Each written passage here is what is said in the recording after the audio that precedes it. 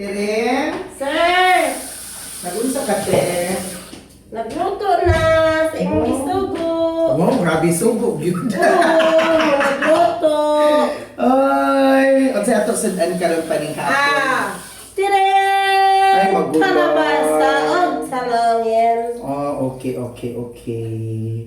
Ayan. Uy, favorite ba yung dako ng kalabasa o talong? Ala ka. Anay niyo wet. So, unsa man yung gitakluban? Karne! I see. Sige daw. Uy, no.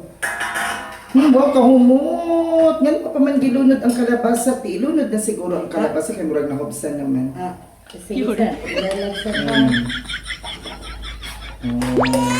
Unahon din siya ang kalabasa kay malata ba yan? Naudugay ba na siya malata? Sige sir.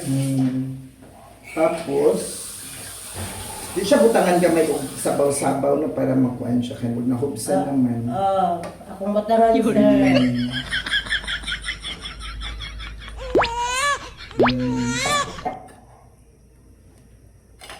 I see. Anya ang talong, Anya na sir. pwede na siguro na siya ilunod kay para dili siya kaayo lata ay tirim no. Sige sir. Mas okay di ba na ana? Lagi organic ingon ko. Kay murag kuan man siya mo sapay ra man na siya pwede ini ng kalabasa nga lata ganahan ka ng kalabasa nga lata. Di ba? Pareho gyud ta giniwaan ting ana pud akong hiniwaan sa kalabasa o sa talong. Nang muspad man ni butangan siguro tuyo. Dera sir, naka-prepare na sir. Prepare na sir ha. Prepare Sorry, na. ayan. Prepare na sir ha. No, tapos kay ukayon siguro gamay. Di ano sir, ang gawag. Sige ko.